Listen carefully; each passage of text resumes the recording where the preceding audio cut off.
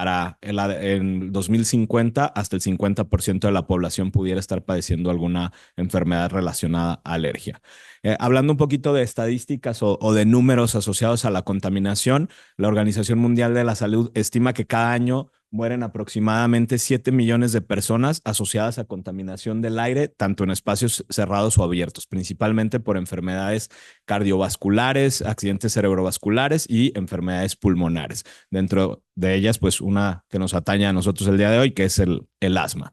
Y no solamente tomar en cuenta, aunque lo vamos a mencionar un poquito más adelante, la contaminación del aire exterior, que muchas veces pensamos que solamente cuando hablamos de contaminación hablamos de aire exterior, sino también la contaminación de espacios cerrados. Se estima que hasta 3.8 millones de personas mueren por asociaciones a contaminación de aire doméstico. Principalmente esto lo vemos más en esferas socioeconómicas bajas y lo vemos más en mujeres y en niños pequeños, que son las que usualmente están más encerradas en la labor del hogar y que se van a exponer más a ciertos factores contaminantes que mencionaremos un poquito más adelante. ¿Por qué es importante la contaminación ambiental relacionada a factores de salud? Bueno, porque va a ser una causa mayor de enfermedad y mortalidad prematura en la sociedad. Además, va a tener costos sociales muy importantes. Usualmente puede generar una pérdida en la productividad de las personas de manera importante y se ha observado también de manera económica, que es un punto o factor clave en las sociedades actuales. Se observa hasta un incremento en los gastos en cuidados de salud de un 1%, 1.7% anual en países con ingresos altos que tienen índices elevados de contaminación y de hasta un 7% anual en países con ingresos bajos, pero con niveles altos de contaminación. Aunado a esto, el cambio climático está jugando también un papel que va muy de la mano con todas estas situaciones, ya que todas las situaciones relacionadas al cambio climático van a incrementar también en la exposición que tenemos a contaminantes y la manera en la que estos afectan nuestra salud y que afectan a los pacientes que tienen alergias puntualmente, como lo vamos a ver un poquito más adelante. Ahora, es importante para mí mencionarles también que la alergia y la contaminación son dos factores que van muy de la mano, pero no es que la contaminación nos va a generar la alergia como tal, ¿no? La alergia, recordemos que es una reacción exagerada que vamos a tener a una sustancia extraña, en teoría inocua, y para esto debemos de tener sensibilización, es decir, presencia de IG específica a aeroalergenos y síntomas relacionados a esta exposición. Mientras que los contaminantes, por su parte, van a generar irritación toxicológica, que esto va a ser una respuesta nociceptiva y fisiológica a químicos nocivos sin tener necesidad de haber tenido una exposición previa y mucho menos una sensibilización. Es decir, la contaminación puede darle síntomas a pacientes alérgicos y no alérgicos, pero obviamente al paciente alérgico usualmente le va a ir mucho peor. ¿Por qué? Porque el paciente alérgico ya trae un fondo proinflamatorio crónico, como lo vamos a ver un poco más adelante. Existen muchísimos tipos de contaminantes. Para fines prácticos, los dividimos en dos tipos, los contaminantes de aire interior y los contaminantes de aire exterior. Dentro de ellos, los más comunes, tanto de aire interior y exterior, van a ser el monóxido de carbono, el plomo, el dióxido de sulfuro, los óxidos de nitrógeno, el ozono, los hidrocarburos poliaromáticos, las partículas en suspensión y sustancias biológicas diversas como los lipopolisacáridos, que esos ahorita vamos a ver dónde los encontramos principalmente. Uno de los más importantes y que cobra más importancia o ha ido cobrando más importancia y también de manera importante en la alergia son la materia particulada. ¿Qué es la materia particulada? Es una mezcla de partículas sólidas y líquidas que van a estar suspendidas en el aire interior y exterior. Es importante saber que la materia particulada no es uniforme, no es una entidad única, no la vamos a tener igual en todos lados. Va a depender o va a cambiar dependiendo de cada entidad geográfica y dependiendo los componentes que va a tener van a cambiar en cada ciudad, en cada país, dependiendo de las cosas a las que haya más exposición en esa ciudad y también su proporción puede aumentar dependiendo en cada ciudad. ¿Qué es esta materia particulada? ¿Por qué es importante la materia particulada? Pues son partículas muy pequeñas que van a estar suspendidas en el aire y las que cobran importancia desde el punto de vista de salud son las que son menores a 10 micrómetros, ¿ok? ¿Por qué? Porque estas van a penetrar en los pulmones y las que son menores a 2.5 micrómetros van a entrar al torrente sanguíneo. Para poner en contexto el tamaño, vemos aquí la imagen, por ejemplo, de un cabello humano. El diámetro de un cabello humano es de aproximadamente de 50 a 70 micrómetros de diámetro, es decir, prácticamente 5 a 7 veces más de lo que sería una materia particulada que puede entrar a la vía respiratoria, o podemos ver el grano de arena fina de playa, que es prácticamente un grano de 90 micrómetros de diámetro, es decir, hasta 9 veces más de una partícula que puede ingresar a nuestra vía respiratoria. Ahora, como mencionábamos hace ratito, cuando hablamos de contaminación es importante que sepan que la contaminación exterior no es la única ni la más importante. Siempre pensamos de que, bueno, hay contaminación en el exterior, ¿qué hacemos? Pues vamos a encerrarnos y así vamos a resguardarnos de la contaminación. Pero es importante saber que el enemigo también está en casa, ¿no? La contaminación interior es muy, muy importante. Se ha observado en algunos estudios que hasta 8 veces o que va a haber hasta 8 veces más contaminación en nuestros espacios cerrados que en el exterior. Y esto es importante también, ¿por qué? Porque actualmente nuestra sociedad vive usualmente encerrada. Pasamos entre el 80 al 90% de nuestro tiempo encerrados en lugares, entonces esto va a cobrar mucha importancia. ¿Y dónde podemos encontrar contaminantes? Pues prácticamente en todas.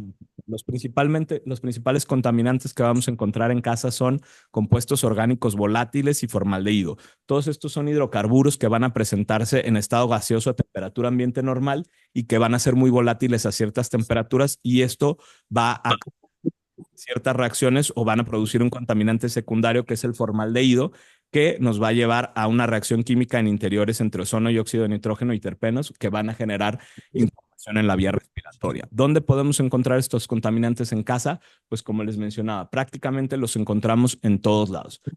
Encontrar en pinturas que usamos para pintar la casa, en las tintas de las impresoras, en los sprays para el perfumes, repelentes, los ambientadores o estos olores difusores que se usan ahora actualmente, que se han visto en muchos estudios que incrementan los síntomas de rinitis y de asma, materiales de construcción, que ese es un problema ya estructural de la casa que nos va a dar mucho problema, detergentes, limpiadores, gasolina, prácticamente en cualquier espacio de nuestra casa vamos a encontrar algún tipo de contaminante. Entonces, la exposición va a ser muy, muy importante en casa.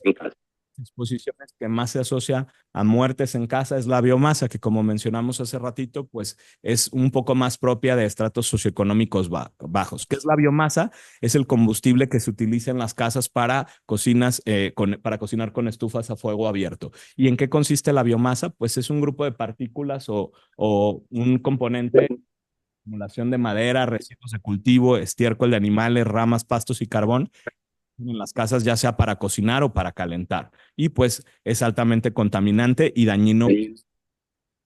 Otro de los contaminantes de aire, tanto interior como exterior, pero más de interior y que probablemente es el más prevenible, es el humo del tabaco. El humo del tabaco va a generarnos contaminación por dos sentidos. Uno, el humo que viene de la corriente secundaria al encendido del cigarro, es decir, cuando prendemos el cigarro, y el humo corriente principal que es exhalado por el fumador. Ambos son contaminantes para nuestra vía respiratoria, y esto se va cambiando también por los vapes y todos estos dispositivos nuevos que hay ahora, pero que también ya sabemos que son muy dañinos para nuestra salud. Los contaminantes de aire exterior, que ahorita vamos a mencionar algunos de los principales y cómo afectan a nuestra respiratoria, es importante saber que también estos van a estar muy influenciados por los cambios que vamos a tener en el clima, es decir, las lluvias, el aire, las temperaturas, todo esto va a jugar un papel importante en cómo estos van a participar en nuestra que van a generar a nuestra vía respiratoria o a nuestra salud. La materia particulada, que ya la mencionamos previamente, se obtiene principalmente de los humos o de las emisiones que generan los vehículos. ¿Y qué daños va a generar en nuestra vía respiratoria? Bueno, usualmente va a generar inflamación crónica y va a generar hiperreactividad de la vía aérea, lo que puede llevar también a muertes cardiovasculares. Además, desde el punto de vista inmunológico, va a haber un cambio en la respuesta TH2, es decir, va a estar más sensible a presentar reacciones de hipersensibilidad, y va a haber un incremento de eosinofilia en la mucosa nasal y aumento en la replicación del ARN mensajero viral, lo que va a favorecer también que haya más infecciones o más capacidad para infectarse. El CO2, que el dióxido de carbono, que es otro de nuestros contaminantes predominantes, se obtiene principalmente de emisiones antropogénicas, es decir, de quema de combustibles fósiles. Y se ha visto que este va en incremento cada año o cada década, es mucho mayor la producción que tenemos. Además, el escape de diésel, pues obviamente es uno de los contribuyentes locales más importantes que se puede obtener en fracciones sólida, gaseosa, líquida. El ozono, que lo vamos a obtener principalmente de gases industriales, plantas eléctricas, vehículos. El dióxido de sulfuro, que tiene de combustión de carbón y petróleo. Y el dióxido de nitrógeno, que principalmente lo vamos a obtener de incendios forestales y vehículos de motor. Prácticamente todos ellos nos van a generar daños muy, muy similares, es decir, una hiperreactividad de la vía respiratoria y un proceso inflamatorio importante que va a generar todas estas reacciones de hiperreactividad. Ahora, el calentamiento global, como habíamos mencionado previamente, juega un papel importante en toda esta situación de la contaminación, y lo que vamos a ver aquí es que el efecto invernadero va a provocar un incremento en la temperatura global, y este incremento en la temperatura global nos va a llevar a alteraciones en las barreras respiratorias y cutáneas. ¿Qué va a pasar principalmente en la barrera epitelial respiratoria? Bueno, va a haber daño a las naturales, y esto va a generar un proceso o un estado que nos va a llevar, como mencionábamos, a hiperreactividad. Y no solamente va a pasar eso en la barrera epitelial respiratoria, sino que también lo vemos de manera similar en la barrera cutánea. Aquí hay una disrupción de genes que son los que mantienen la integridad de la piel. Entonces, al perder esta integridad de la piel, los contaminantes, los alergenos van a penetrar mucho más fácil a la piel, lo que va a generar sensibilidad en nuestros pacientes y un incremento en los pacientes que tienen dermatitis atópica o en los síntomas de dermatitis atópica. Ahora, ¿cómo funciona la contaminación y el cambio climático en el polen? Recordemos que, pues, para nuestros pacientes alérgicos, el polen, los aeroalergenos, son uno de los principales factores que nos van a generar datos de rinitis y de asma, ¿no?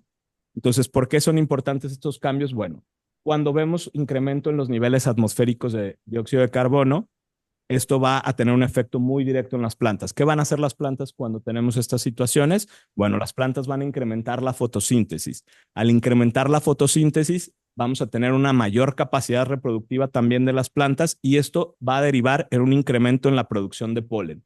Ahora, esto no quiere decir, bueno, ya nada más hay más polen y vamos a tener un poco más de alergia. Pues no, no nada más es que va a haber mayor producción de polen, sino que se ha visto en las últimas décadas que la contaminación y el cambio climático ha acelerado el inicio de la temporada de polen, es decir, las temporadas polínicas empiezan antes y duran más tiempo. Además, el crecimiento acelerado de las plantas nos va a dar un incremento en el tiempo, intensidad y floración, lo que va a generar un polen muy diferente, es decir, un polen con una potencia alergénica mucho mayor, con una mayor capacidad de liberación y una dispersión mucho más prolongada, es decir, estamos generando superpólenes, por así decirlo. Y estos superpólenes tienden a unirse a la materia particulada, y la materia particulada va a facilitar el transporte de estos pólenes para que entren de manera más directa a la vía respiratoria y por ende sensibilicen más a los pacientes y nos generen más síntomas de alergia. Entonces aquí podemos ver una imagen en lo que estas biopartículas alergénicas se unen a la biomasa principalmente y van a generar o van a entrar más fácil o van a formar un complejo que va a entrar mucho más fácil a la vía respiratoria, generando daño epitelial, y nos va a dar un efecto proinflamatorio, cambios en los inmunomoduladores. Por eso es bien, bien importante esta situación. Un estudio que me gusta mucho, que es un estudio que ya es, por así decirlo, un poquito viejo, se publicó por ahí en el 2010, pero fue un estudio que se realizó en Italia, en el que se observó por 27 años la respuesta, o se evaluaron las variaciones de pólenes y sensibilizaciones alergénicas a lo largo de 27 años asociadas al cambio climático en una región específica, es decir, en Liguria, en Italia, y se determinaron la prevalencia de sensibilizaciones para 5 pólenes principales: el abedul, el ciprés, el olivo, el pasto y la parietaria. ¿Qué se observó prácticamente en todos estos? Bueno, a lo largo de estos 27 años, el denominador común fue que la temporada polínica empezó antes, en algunos pólenes hasta 83 días antes, y duró muchos días más. Entonces, esto, como mencionamos, pues va a favorecer el desarrollo o la oportunidad de que los pacientes tengan más exposición y por ende más capacidad de sensibilización. Otra manera, o qué otros estudios hemos visto que nos apoyan para determinar que la contaminación tiene afectación directa en los pacientes con alergia. Bueno, esto es un estudio, una revisión sistemática que se realizó en pacientes en China, en el que se buscó la asociación entre contaminación y prevalencia de rinitis alérgica en los niños. En un estudio en el que se tomaron 160,000 pacientes entre 0 y 18 años, se les realizó un cuestionario ISAC, que es el estudio internacional para evaluación de asma y alergia en niños, y se observó que todos estos niños que tenían mucho mayor exposición a dióxido nítrico, materias particuladas, tenían una mayor prevalencia de rinitis alérgica comparada con niños que vivían en ciudades mucho más pequeñas con mucho menos contaminación. Otro estudio muy similar que también se hizo en Italia, pero este fue en adultos, fue un estudio en el que se evaluaron casi 15,000 adultos en 6 ciudades diferentes y se observó que aquellos adultos que vivían en ciudades con mucho mayor exposición a contaminantes tenían hasta un 15 o un 25% más de probabilidades de desarrollar rinitis alérgica o síntomas más severos de rinitis alérgica asociados a mayores niveles de materia particulada y mayores síntomas de asma en un 23 a 34% de nuestros pacientes. Y uno de los puntos más importantes es que, por ejemplo, la exposición al ozono o a niveles altos de ozono incrementó hasta un 37% el riesgo de crisis asmáticas. Entonces, esto es otro estudio con mucha relación. Este es un estudio un poquito más matemático, más dirigido a generar estimaciones, en el que se buscó estimar el número de visitas a urgencias por asma atribuidos a concentraciones de materia particulada, ozono y dióxido de nitrógeno. Y lo que se realizó aquí fue una revisión de las visitas a urgencias por asma y se midieron relacionado con la medición de concentraciones de contaminantes esos días en los que los pacientes habían ido a las visitas. Y se observó que hasta un 8 a 20% de las visitas se relacionaron a días donde el ozono estaba en concentraciones muy elevadas y hasta casi un 10% de las visitas se relacionaron a niveles mucho más elevados de materia particulada de 2.5. Entonces, hay una correlación también ahí directa en este tipo de situaciones. Otro de los alérgenos que a veces, que es a la par un alérgeno y un contaminante y que muchas veces no le tomamos mucha importancia, es el moho. El moho tiene mucha relación con la crisis asmática, con los pacientes que tienen síntomas descontrolados de asma. Se ha observado un incremento importante en las visitas a urgencias y en las admisiones hospitalarias cuando hay un incremento en el conteo de esporas fúngicas atmosféricas. Entonces, esto va a incrementar los síntomas de asma, va a incrementar el uso de medicamentos de rescate. Principalmente lo observamos en niveles elevados o concentraciones elevadas de esporas de Alternaria, Cladosporium y Aspergillus. Son las más comunes que tenemos relación aquí. Y este es una diapositiva que menciona un poquito lo que ya les dije hace ratito sobre cómo tiene relación el incremento en la contaminación y el desarrollo en dermatitis atópicas. Hay estudios ahí de cohortes que relacionan que la exposición perinatal a contaminantes del aire está asociada a desarrollo de dermatitis atópica y algunos estudios longitudinales y pruebas de provocación también han determinado que el incremento a exposición de contaminantes ambientales van a agravar los síntomas de dermatitis atópicas. ¿Por qué? Por lo que habíamos mencionado previamente, la barrera cutánea se disrumpe, se afecta directamente por estrés oxidativo y que esto va a generar un daño que va a generar alteraciones en la inmunomodulación de la piel y va a generar una mayor sensibilización y por ende un mayor número de síntomas en nuestros pacientes con alergias y con dermatitis atópica. ¿Qué podemos hacer? Desgraciadamente, individualmente es muy complicado tomar medidas para control o para disminuir la exposición que tenemos a contaminantes. A veces podemos disminuir situaciones en casa, es decir, no utilizar difusores, no utilizar tanto producto químico en casa, pero pues la verdad estamos rodeados y nos hemos hecho dependientes de todos estos productos. Las medidas externas usualmente le tocan a los gobiernos y eso es un poquito complicado. ¿Por qué?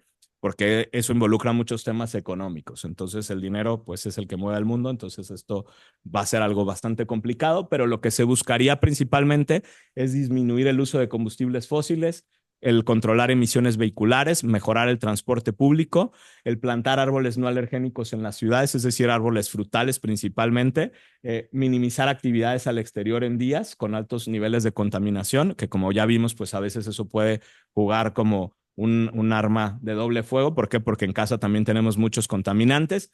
Buscar vivir en áreas alejadas al tráfico pesado. Se ha observado que personas que viven en áreas mucho menos pobladas van a tener menos exposición a contaminantes y eso va a disminuir su sintomatología. También tener restricciones para la construcción de edificios, eso principalmente pensando en situaciones de contaminantes interiores, restringir el uso de techos planos e instalación de aleros para proteger las paredes y que no se mojen con la lluvia y que no se hagan mohos. barreras de vapor en las paredes para mejorar la climatización de las casas, mejorar las ventilaciones adecuadas, pero pues todo esto son situaciones de construcción que lamentablemente en la mayoría de los casos no se toman en cuenta aquí en México. Y lo que sí podemos hacer a lo mejor cada uno en casa es el uso de equipos de purificación de aire con estándares de calidad probados, es decir, los filtros EPA. No necesitan comprar el filtro más caro, es decir, irse a comprar el Dyson de 30,000 pesos. Hay filtros EPA de 2,000, 3,000 pesos que funcionan bastante bien y se ha observado que estos sí disminuyen la exposición a contaminantes de manera importante, aunque la respuesta en cuanto a síntomas de asma o alergia no es tan significativa, es decir, la reducción de síntomas puede irse hasta un 15-20%, no tan significativa, pero es un plus, no todo suma. Y pues nada más. Realmente las medidas que podamos tomar en casa para los contaminantes interiores sería lo mejor para nosotros. Contaminantes exteriores, como les menciono, pues dependemos mucho más de cambios gubernamentales. Y muchas gracias. Si tengan alguna duda, alguna pregunta. Supplement crime.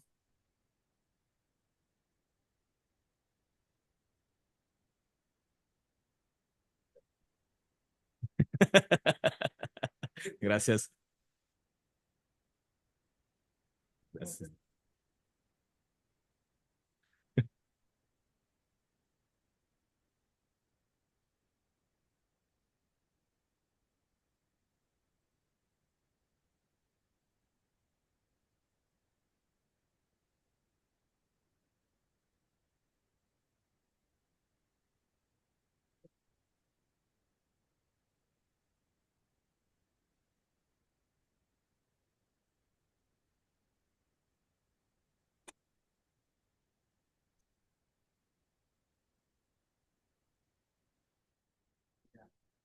Para que eso fuera útil. Les contestó que se vean todo. Algo. Muchas de las actividades que nosotros tenemos así es, nosotros podemos tapar, que hagan los demás. Y esto va por lo que comentaste tú de qué podemos hacer. Todos esos contaminantes, la mayor parte son de políticas gubernamentales, ¿verdad? De sacar las pedreras, todos los sistemas emisores de contaminantes. La ciudad, el aire más viciado, los más. Somos ya ahorita del más de México, usualmente.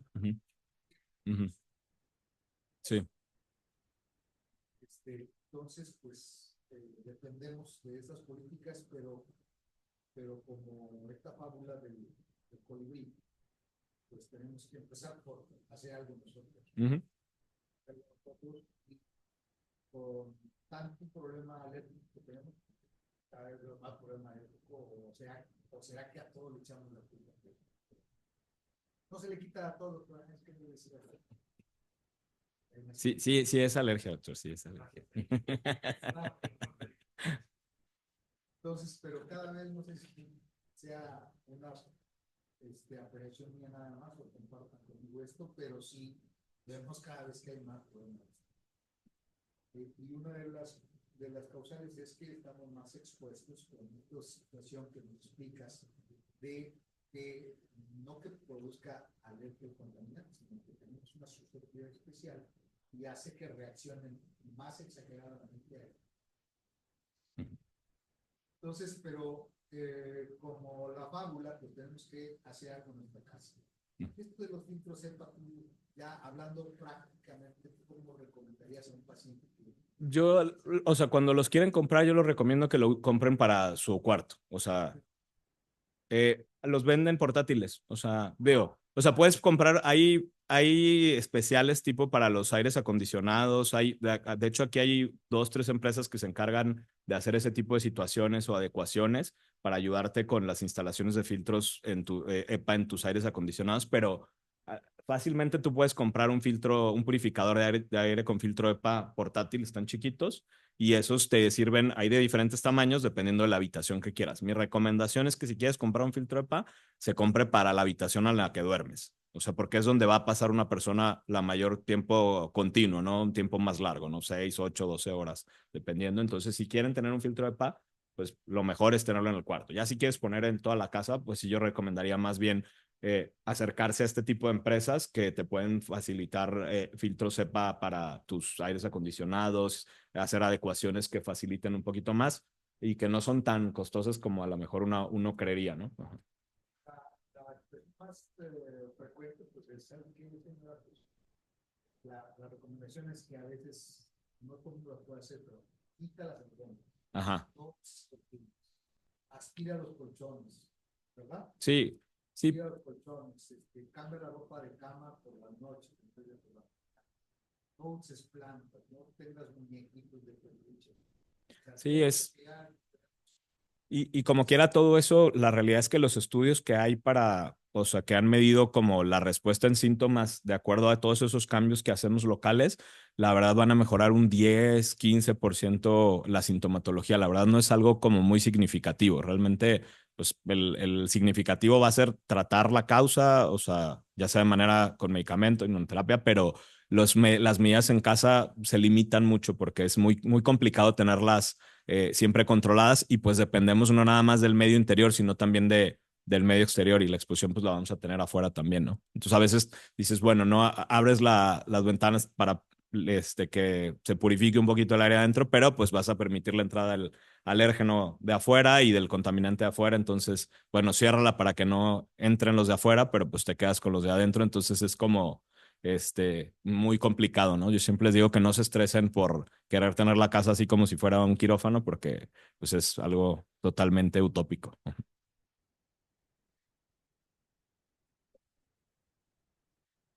estaba, pues obviamente, claro. Pero respecto a los bateadores que aunque les han quitado demasiado, pues cada vez hay más. Este, el, el, estar, el, el daño, existe realmente afección tener a un chamaco donde están vapeando otras personas. Sí, digo, obviamente hay, o sea, cada vez va a haber más evidencia, estamos aprendiendo, por así decirlo, pero la realidad es que, pues sí, o sea, son irritantes a fin de cuentas de la vía respiratoria. Para mí, es lo mismo que cuando hablamos de los difusores famosos, los que se pusieron como muy de moda los difusores. Hay un estudio muy grande que se hizo en Estados Unidos, en primarias de Estados Unidos, donde ya ve que se puso muy de moda de poner difusores en las escuelas. Entonces, se hizo un estudio grande en Estados Unidos y se vio que en las escuelas donde había difusores, los niños, había mucho más ausentismo escolar por síntomas de alergia y asma en esas escuelas comparado en los salones de clases donde no había difusores. Entonces, todos estos son, a fin de cuentas, irritantes del aire y pues van a provocar irritación en la vía respiratoria. Uh -huh. Uh -huh. Dígame, doctora. Pero, Es una pregunta frecuente, las mamás utilizan este tipo de vaporizadores, y que le ponen esencias especiales para cuadro gripal, y esto más bien es un contaminante dentro del cuarto, inclusive. pues sí, o sea, yo lo que les digo es que, pues, a fin de cuentas es algo externo que estás poniendo a tu niño a inhalar y no sabes la respuesta que va a tener, ¿no? O sea, porque hay gente que me dice, es que a mí el de eucalipto le funciona muy bien, el de lavanda le funciona, o sea, todas tienen uno que le funciona muy bien a cada niño, ¿no? O sea, diferente, ¿no? O sea, y cada marca te promociona como que este es para la rinitis, este es para el asma, este es para la gripa, pero la realidad es que es un irritante para la vía respiratoria. Entonces, cualquier niño puede reaccionar, incluso el mismo adulto puede reaccionar de manera o como una hiperreactividad de la vía respiratoria porque es un agente externo que no forzosamente nos va a dar un síntoma, o sea, que seas alérgico como tal, como les decía, sino que más bien es un producto tóxico o toxicidad que va a generar irritación en la vía respiratoria y pues puede generar más inflamación. Entonces, mi recomendación de preferencia es no utilizarlos. O sea, yo siempre les digo que como cuál, o sea, tipo. Ah, bueno, no, así no, o sea, es más todos los que, ya, No, no, los que tienen aromas. Ajá. Sí, más, ese es como, como si fuera un vaporizador, dices tú. No, ese no hay problema. Es más que todo lo que tiene aroma, ¿no? O sea.